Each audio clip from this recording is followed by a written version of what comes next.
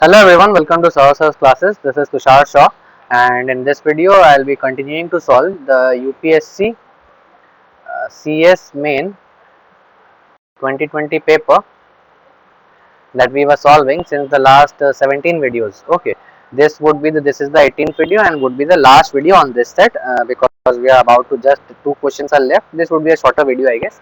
Okay, only two questions are left and then we'll be completing this set.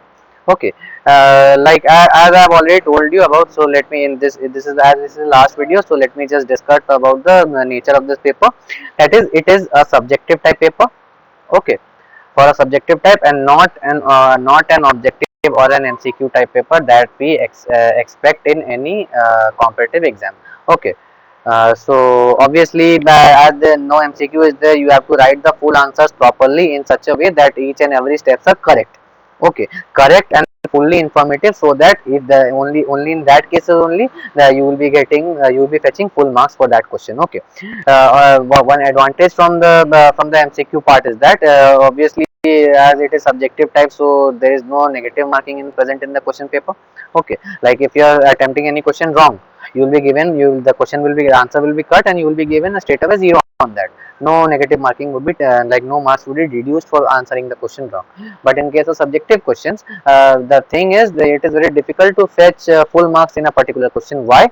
Because obviously as the question is subjective, you might miss one of the steps, you might miss one of the reasons, and that for that your marks might get deducted. Okay, subjective questions are easy and scoring, but it is very difficult in subjective question to score full marks. Okay, and that is why that is where I come into play. I am explaining it the questions, all of the questions, like step by step, each of them perfectly and correctly, so that if you follow my videos from the starting to the end, you will be like and if you apply these concepts on the exam day, you will be fetching full marks for that. Okay, so enough discussion for that. Let us just complete the video and complete the set, and then we'll be, I guess, from the next video onwards I'll be making the GATE 2021 questions. Okay, so after that you that part will be explaining it to you later. Okay, so let us complete this set first.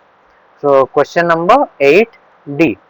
So question number 8D says, in the crystal structure of CuF2, CuF2, Cu2 plus is 6 coordinated. Okay, Cu2 plus is 6 coordinated in the octahedral lattice. Okay,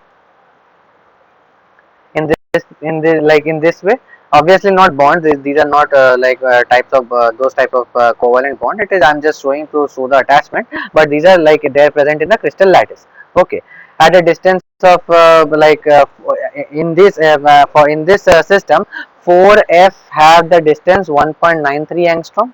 Okay, from the Cu, and 2f have the distance 2.27 angstrom from the Cu center. Okay, obviously it is expected that all of them would be having the same distance, but that is not the case. So why does this occur? Okay, so let me explain it to you. Why does this occur? So obviously Cu2 plus is let us look into the orbital system for the Cu2 plus. So Cu2 plus is a D9 system. Okay, D9 system. So for D9 system, what happens is the compound Cu2 plus CuF2 undergoes Jahn-Teller distortion. Okay, Jahn-Teller distortion, specifically Z out. Okay, so Z out. So obviously how it is occurring. So let me just explain it to you.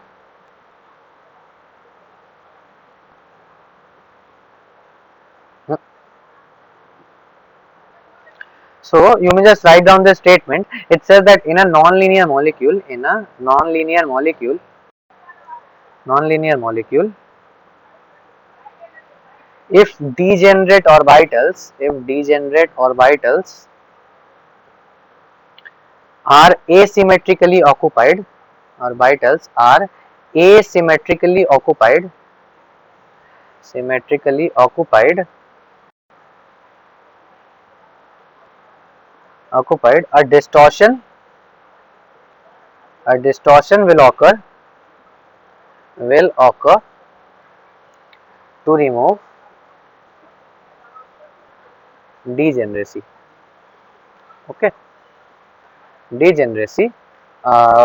This effect is obviously known as a Jahn-Teller distortion. Now, what kind of like distortion would be taking place? So let me just explain the draw the energy profile diagram. You will be easy understanding it quite easily. Okay, so this one was the octahedral for the octahedral system. This one was the level. Okay, so here we had the D1 for the D9 system. We had this set of electrons. Okay, this one would be the EG level, and this one being the T2G level. Now, as Jandler distortion occurs, this level would both of the levels would split up to give four levels in total. Okay, so this one being dxz and dyz, this one being dxy. Okay, this one being dz square, and this one being dx square minus y square. Okay, so obviously the electrons being occupied like this. Okay, so for this type of distortion, the how it affects the molecule overall. So let us draw the structure Cu, F, F, F, and F, and here the F bond is elongated. These two bonds are elongated. So because of the this kind of like distortion taking place in the molecular orbitals, Z out occurs, and two of the F are like elongated to some extent. Okay, in some cases, like you can see in NiCl6. Okay, and NiCN6, what happens is the two CN gets elongated in so further that the bond even breaks. Okay, the bond breaks, giving us a square planar NiCN whole 4. Okay, now this effect is not obviously observed in this case. The bond elongates but does not break, so therefore we get a data for the two lengths of F. Okay, so obviously, yeah, so this was the overall explanation for this setup. Okay, so yeah, so the last question of this set would be as a pointer, yeah, so the 8e 8e. So it says to calculate the magnetic moment of gadolinium 3 plus ion in Bohr magneton units. So we have to calculate the mu SO. Obviously, we are not explained about mu S plus L. We are not asked about mu S plus L. So if just the magnetic moment is asked, so we will be calculating the mu SO value for gadolinium 3 plus. I'm sorry, GD 3 plus. Okay. So yeah, so this is the case in obviously in Bohr magneton units. So obviously now GD is 3 plus gadolinium is an F block element. Okay, F block element. So for F block elements, the formula for calculating mu SO is equal to G into J plus 1. Okay, here G is equal to 1 plus J into J plus 1 plus S into S plus 1 plus L into L, I'm sorry, not plus, minus L into L plus 1 divide by 2 into J plus 1. Okay, so firstly we have to calculate the G for this case. So before calculating G, we need the values of L, S, and J for the GD3 plus system. Okay, so for the GD3 plus system, obviously, so let us discuss about the GD3 plus system. So GD3 plus here is obviously 4F7 system.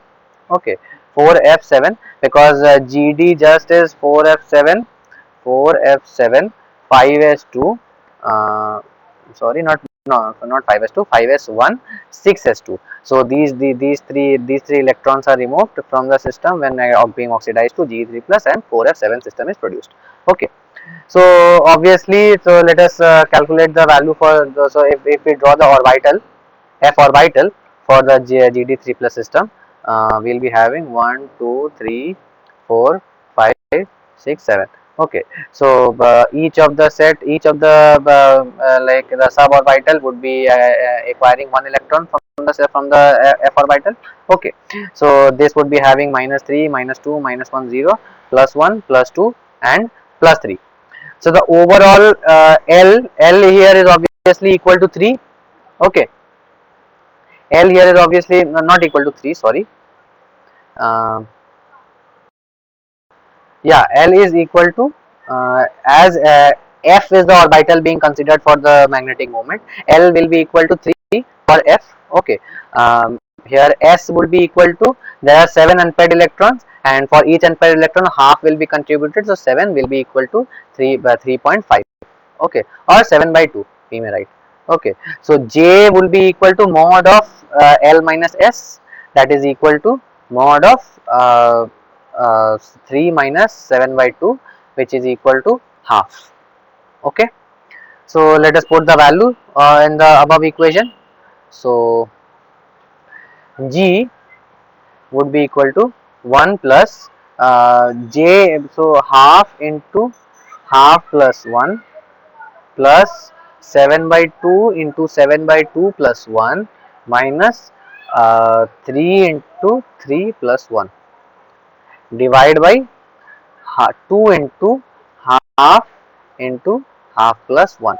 So let me just calculate the value. So we will be having half into 3 by 2 plus 7 by 2 into 9 by 2 minus 3 4s are 12, divide by obviously here will be 1 plus, sorry I forgot the 1 plus, so 1 plus and divide by half, and that is 3 by 2. So obviously 1 plus 3 by 4 plus 7 9s are 63, 63 by 4 minus 12, divide by 3 by 2. So we will be just taking the LCM. So 3 plus 63 minus 12 4s are 48, divide by 4, divide by 4, 1 plus divide by 3 by 2. So 3, so this one will be 66, 66 minus 48 is equal to 22. 66 minus 48 is equal to 22. No, not 66 minus 48 is equal to 18. Okay, so 1 plus 18 divide by 4 divide by 3 by 2. So let us write down quite neatly. Okay, so this one will be equal to 9 by 4 9 by 2 divide by 3 by 2.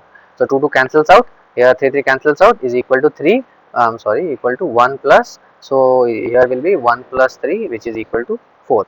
So the value of G is equal to 4. So for this case, so mu SO would be equal to G into root over J into J plus 1, so which is equal to this one in Bohr magneton. So 4 into root over J, the value of J was calculated to be half, half into half plus 1. So 4 into root over 1 by 2, and so 3 by 4. Okay, so obviously let us just calculate the value simply. So we have root over 3. Okay, and this 4 would be coming out of the bracket as 2, the below 2 into 2. So the value would be, 3.4641 Bohr magneton. Okay, so this was all about UPSC CS main 2020 paper part 1. Obviously there was a part 2, but I am not doing that, I am not solving that. Instead I will be solving the GATE 2021 question from the next video onwards. Okay, so let us wrap this video up. We did quite a lot of questions, and it required, the set was very extremely huge, so it required quite a many videos. Okay, so that was all for this. So let us end this video. Okay, so thank you.